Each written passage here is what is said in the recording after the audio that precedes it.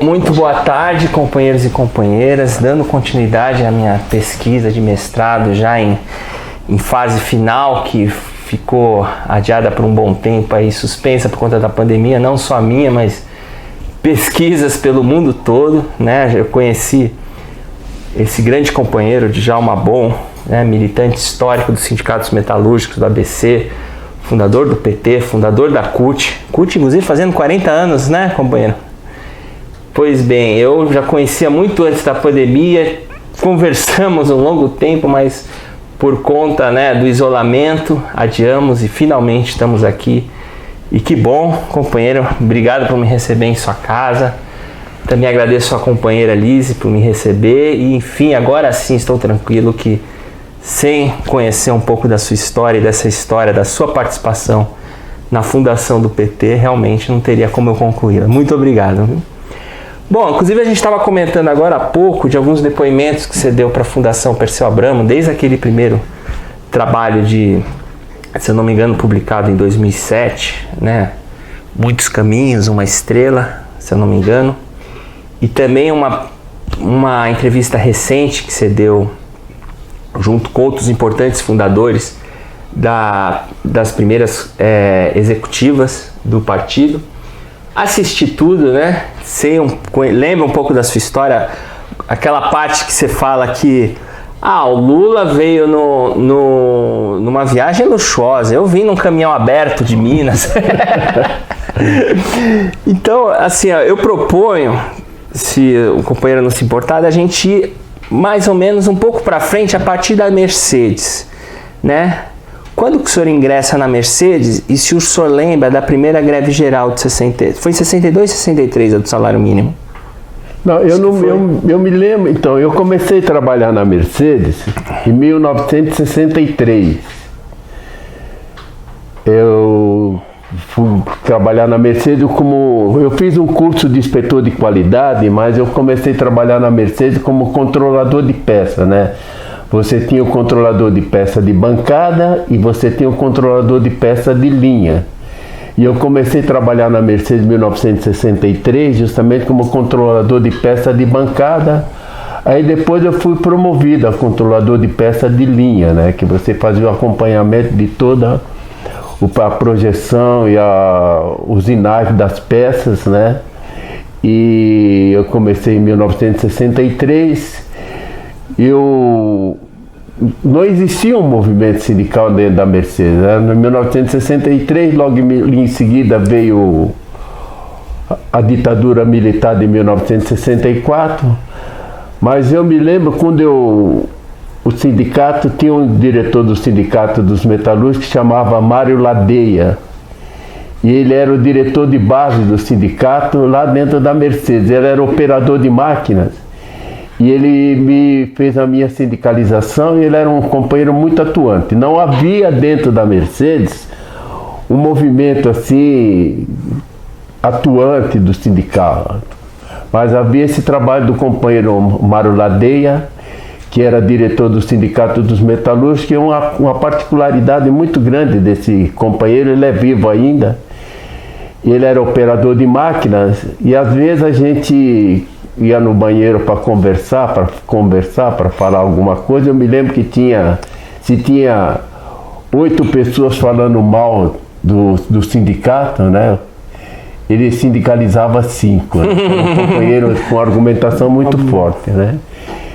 E eu trabalhando na Mercedes como controlador de peças, aí eu me lembro que eu fui cipeiro na Mercedes, né? Eu fui cipeiro. E eu fui 2 vezes cipeiro. Já sindicalizado? O senhor já sindicalizou ainda fim dos anos 60, por aí? Mais ou menos nos anos 65, 66 eu me sindicalizei. E aí me indicaram para ser cipeiro. Eu fui cipeiro em 1970, 69, 70, eu fui cipeiro. E eu me lembro muito bem que a minha atuação como cipeiro foi uma atuação de muito contundente, né? Que você tinha 2 formas, dois critérios para analisar os acidentes de trabalho, né?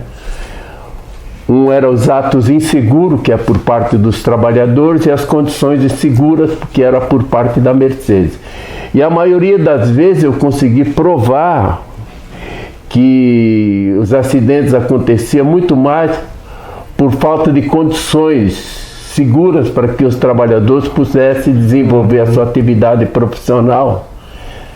E a maioria das vezes os chefes ou a própria direção da empresa da Mercedes queriam provar que os acidentes aconteciam por atos inseguros dos trabalhadores.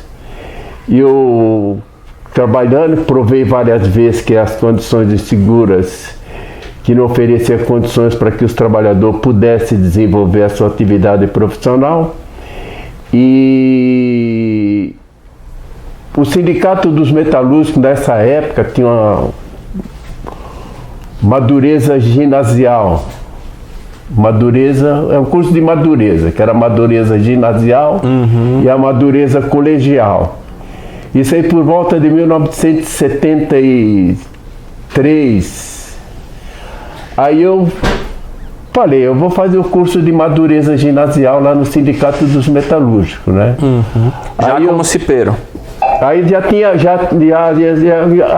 que eu tinha terminado o meu curso de cipeiro já. Só uma dúvida, a eleição do CIPA acontecia por fábrica independente do sindicato?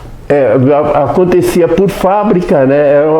Inclusive é uma lei federal, né? Mas a diretoria influía, queria que pessoas próximas? A diretoria do sindicato não tinha essa prática de influenciar, interferir na eleição de cipeiro. Na eleição de cipeiro. Posteriormente, depois, pelas dificuldades da organização do sindicato dentro das empresas, o sindicato também começou a perceber que a questão do cipeiro deveria ser também uma forma também de organizar os trabalhadores dentro das fábricas, né?